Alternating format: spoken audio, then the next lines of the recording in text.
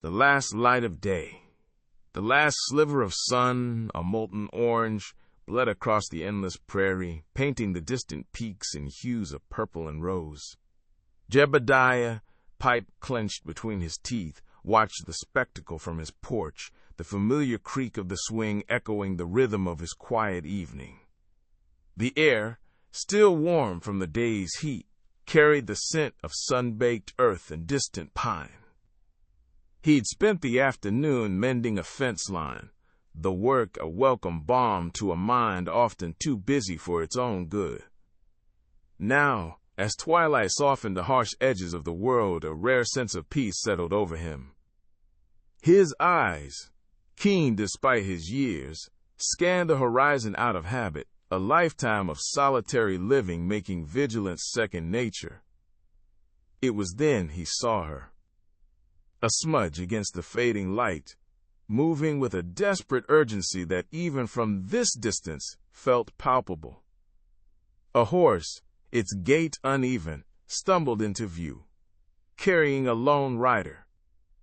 As they drew closer, the animal's labored breathing was almost audible, a ragged rasp against the evening's quietude.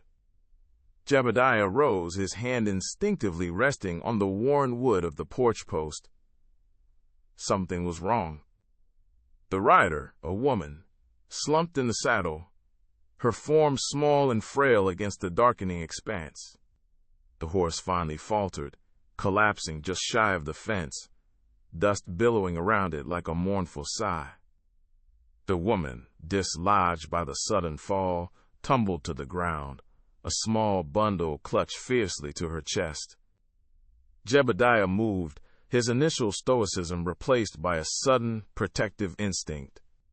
He reached her as she struggled to rise, her face streaked with dirt and tears, her eyes wide with a terror that chilled him to the bone.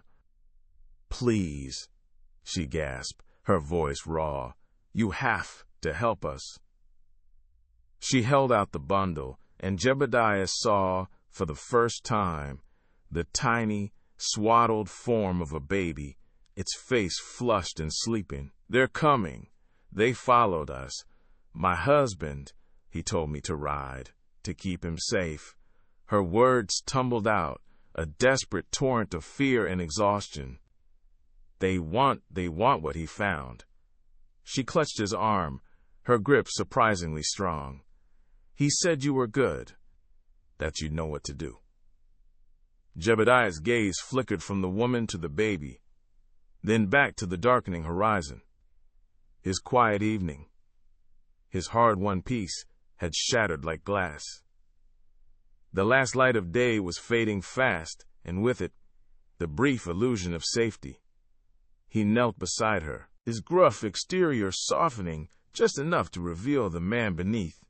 "Who's they?" he asked, his voice low, but the question was secondary to the immediate, desperate need he saw in her eyes. This woman, Sarah, and her child were in grave danger. He could see it in the frantic darting of her eyes, the tremor in her hands. He knew, with a certainty that settled deep in his bones, that his solitude was over, and a new, perilous chapter had just begun. A sanctuary in the dust.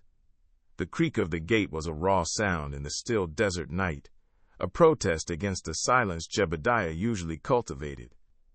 He didn't speak, just gestured with a nod towards the low-slung ranch house, its single oil lamp casting a weak, fluttering glow through the window. Sarah, her face etched with a weariness that went beyond mere fatigue, clutched the swaddled bundle tighter to her chest. Each step she took was hesitant, her eyes darting across the yard, searching for unseen threats in the deepening shadows. Jebediah held the door open, the scent of aged leather and wood smoke wafting out into the cool air. The interior was Spartan but clean, a single large room serving as living space and kitchen, with a small partitioned-off area for his cot. A well-worn table occupied the center, surrounded by mismatched chairs. He pointed to one, then to the baby. "Put her down. Careful." Sarah obeyed, her movements stiff. She unwrapped a corner of the blanket, revealing the tiny, sleeping face of her infant. A small, ragged cry escaped her lips, quickly stifled.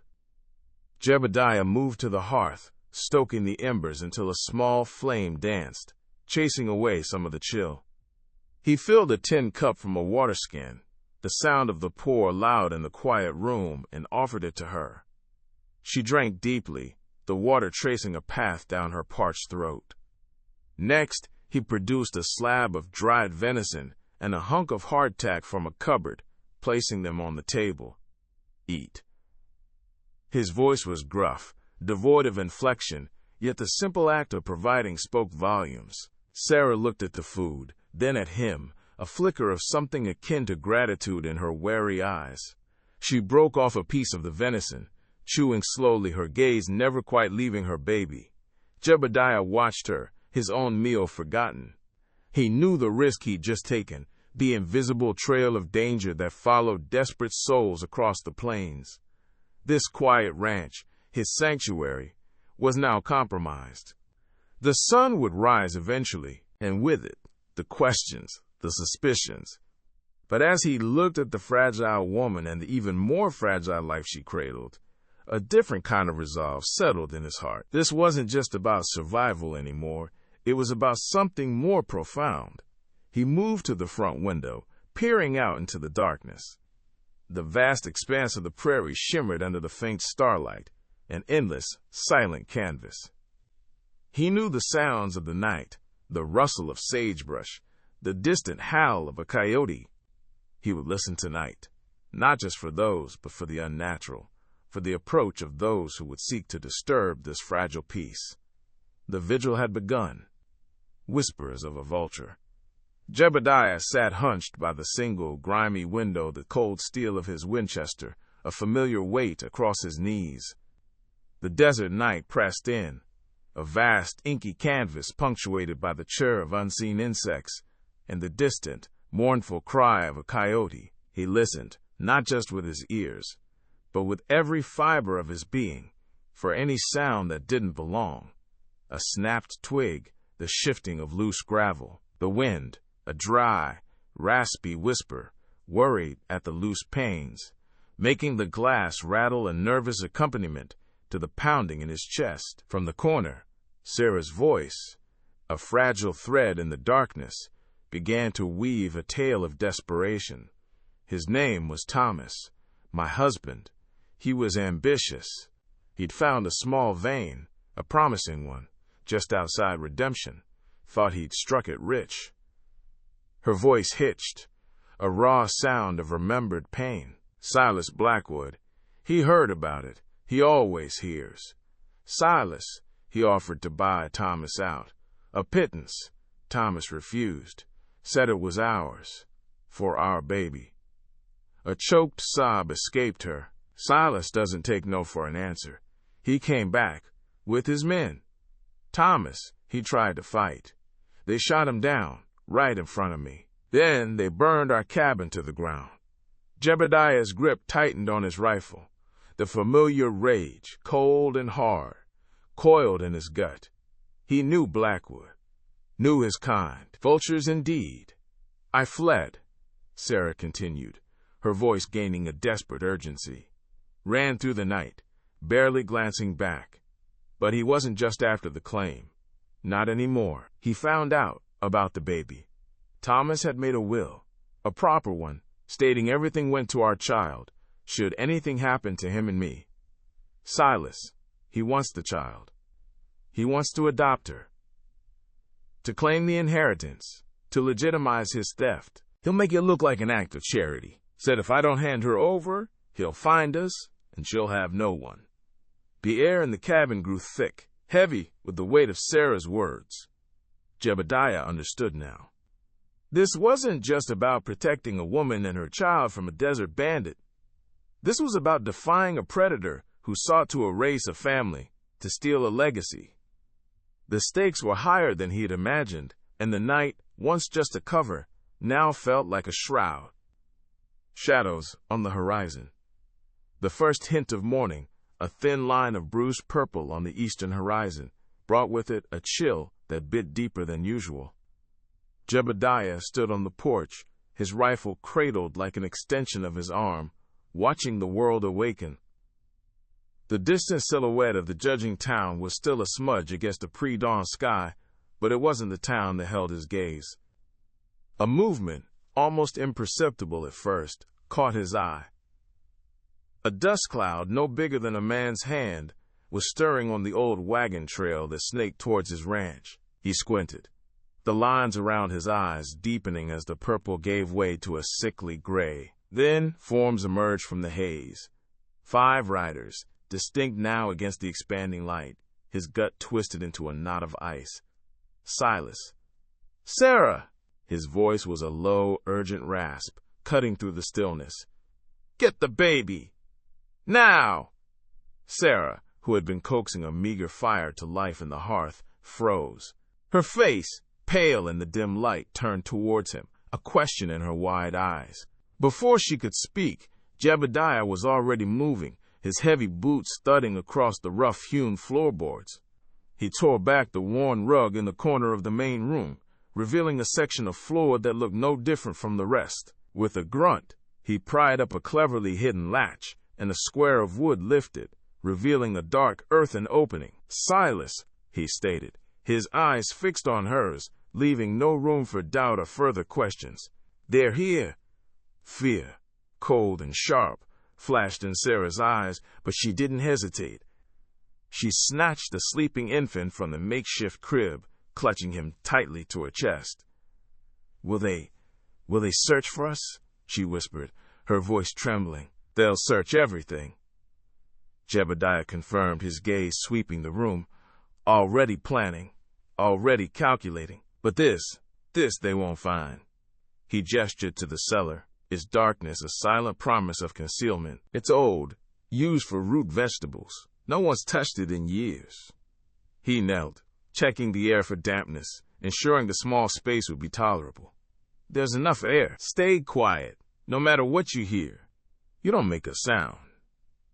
His tone was firm, brooking no argument, yet there was an underlying current of protectiveness that surprised even himself. Sarah nodded, her jaw tight with resolve. She descended carefully into the cramped space, the baby a precious bundle in her arms. The smell of damp earth and disused wood filled the air around her. Jebediah handed her a small canteen of water and a handful of dried jerky. It won't be long, he promised, though the words felt hollow even to him. He lowered the floorboard, the thud resonating like a drum in the quiet room. Then, with practiced ease, he dragged the rug back over the spot, erasing all trace of the secret beneath. The distant thud of hooves was growing steadily louder. The vulture's demand. The dawn arrived, not with the gentle caress of a new day, but with the ominous clang of a blacksmith's hammer against iron. From his porch, Jebediah watched, unmoving as a dozen riders materialized from the pre-dawn gloom, their silhouettes sharp and menacing against the bruised sky. They weren't the usual drifters or stray cattlemen. These were Silas Blackwood's men, a ragged, hard-bitten crew, their faces etched with a hunger that mirrored their leaders. They fanned out, encircling the ranch house and the outbuildings, their movements precise, practiced, like a pack of wolves cornering their prey. Silas Blackwood himself dismounted with an exaggerated flourish, his boots crunching on the dry earth. He was a gaunt man, his face a roadmap of sharp angles and hollows, lending credence to his moniker, the Vulture.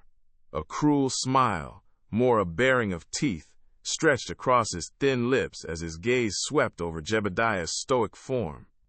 Well, well, Jebediah Stone, Silas drawled, his voice a gravelly rasp that seemed to scour the air. Fancy meeting you out here, all alone.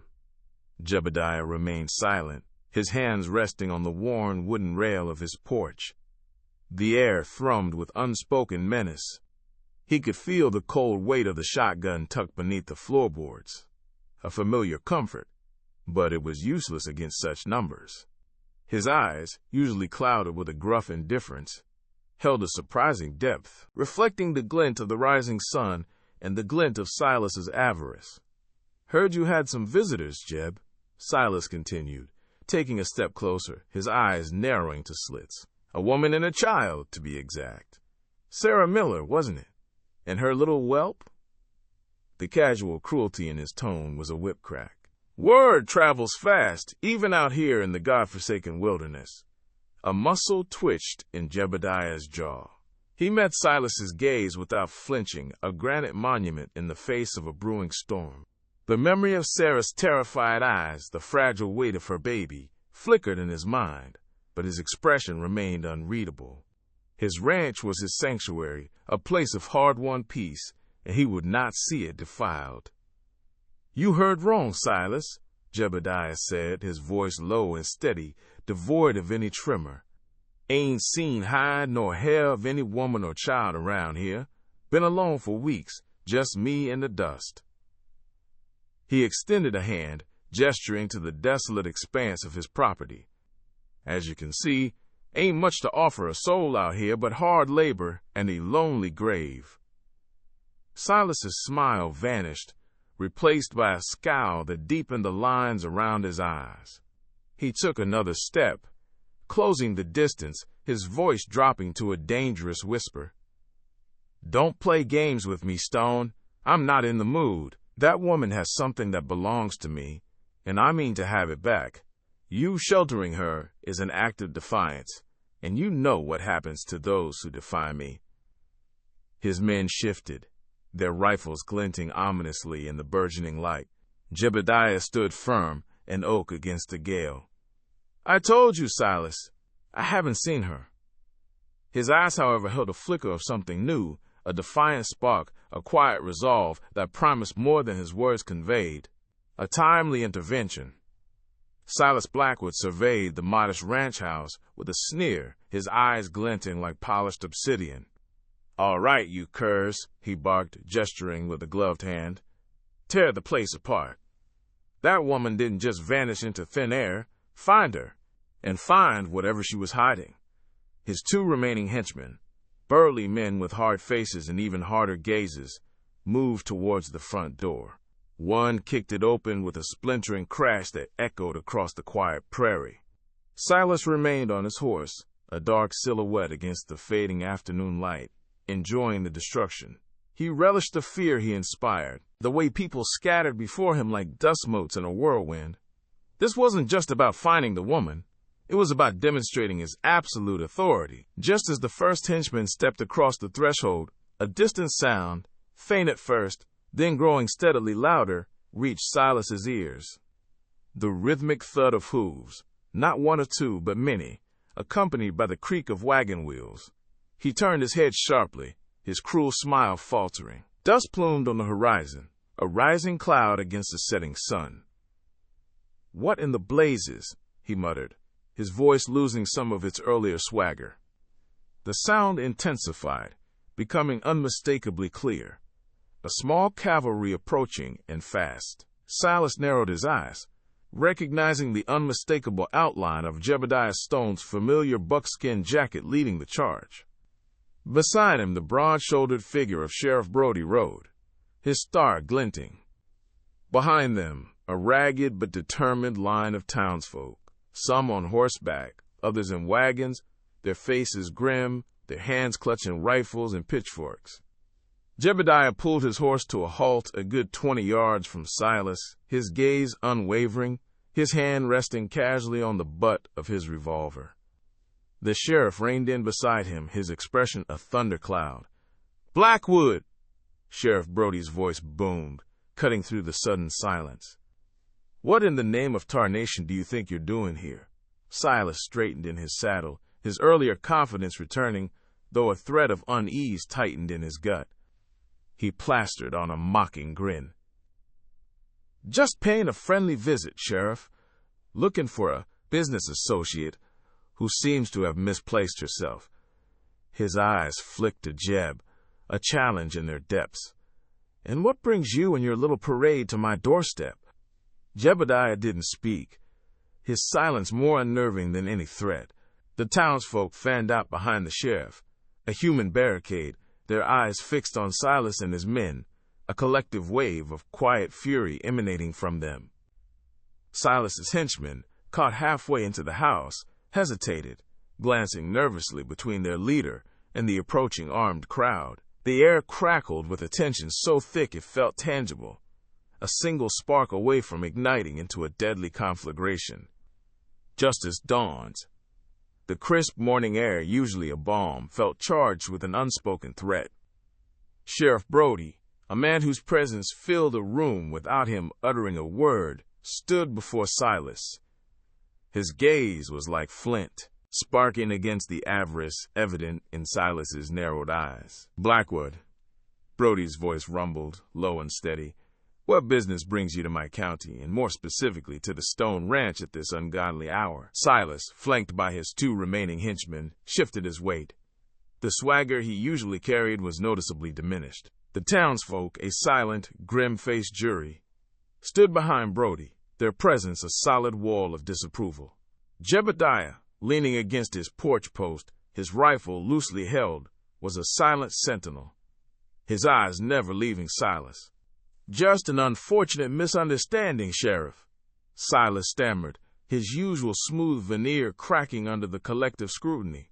"A matter of a runaway, a woman who owed me a debt." Brody's eyes narrowed further. "A debt, you say? And you believed it prudent to terrorize a rancher and his family, invading private property to collect this debt?" His voice held a dangerous edge. "I heard talk of threats, of property damage, of a man's life being endangered. That sounds less like a debt collection and more like outright banditry." Silas's face flushed. He glanced nervously at his men, then back at the unyielding line of townsfolk. The odds were stacked heavily against him. He was a predator without his usual hunting grounds, exposed and vulnerable. "There's no need for accusations, Sheriff. I simply wish to ascertain the whereabouts of the woman. She absconded with certain valuables." "Valuables? Or a baby?" Brody challenged, his gaze unwavering. The murmurs from the crowd grew louder, a wave of disgust. Silas finally broke. His shoulders sagged, his customary sneer replaced by a defeated grimace. "Fine. This isn't worth the trouble." He gestured curtly to his men. "Let's go." As Silas and his remaining thugs slunk away, their departure was met with a collective sigh of relief. Brody turned to Jebediah, a flicker of something akin to admiration in his stern eyes. "Stone, it seems you had a long night." Jebediah nodded, his gaze now fixed on the barn door. "She's in there, with the baby." The barn door creaked open, and Sarah emerged, her face pale but resolute. In her arms a small bundle stirred, a tiny hand reaching out. A gasp rippled through the townsfolk as they saw the infant, so small, so innocent. Sarah clutched the baby tighter, her eyes scanning the faces, finally resting on Brody's. "He wanted to take my baby," she whispered, her voice raw with fear and exhaustion. "He tried to kill Jeb to get to us." The story, once whispered, now stood undeniably confirmed in the stark light of the rising sun. Justice, in its quiet, determined way, had begun to dawn. The promise of protection. The sheriff's office, usually a haven of quiet contemplation for Jebediah, hummed with a nervous energy. The townsfolk, drawn by the unusual sight of a woman and child entering the lawman's domain, had gathered, their faces a mixture of curiosity and concern. Sarah, clutching her baby close, stood before Sheriff Brody, her voice, though still hoarse, gaining strength with each word. She recounted the nightmare, the isolated cabin, Silas's sudden, terrifying shift from suitor to tormentor, the desperate flight through the night, and the silent, watchful figure of Jebediah appearing just as hope began to fray. A collective gasp rippled through the small crowd when she spoke of Silas's threats, of the chilling promise to track her down. The air in the room grew heavy, thick with the shared understanding of a predator in their midst. Jebediah, leaning against the doorframe, his hat pulled low, watched Sarah. He noted the subtle clench of her jaw, the way her eyes, though weary, held a steely glint. She was no longer just a frightened woman. She was a survivor, articulating her ordeal with a quiet dignity that commanded attention. Sheriff Brody, a man whose weathered face usually held an impassive gaze, now wore a look of grim determination. He slammed a fist lightly on his desk. "Silas Blackwood," he rumbled, his voice echoing in the small space. "I've heard tales of him, mostly from further south. Never thought he'd bring his brand of evil to our valley." He turned to Sarah, his blue eyes meeting hers directly. "Mrs. O'Connell, you have my word, and the word of this town. You and your child are safe here. We will not let him touch you. I'll send out riders at first light. We'll bring him in." A murmur of agreement rose from the townsfolk. Old Man Hemlock, who usually only spoke to his prize-winning pumpkins, stepped forward. "We'll stand guard, Sheriff. Every night, if need be." Martha Higgins, the baker, nodded vigorously.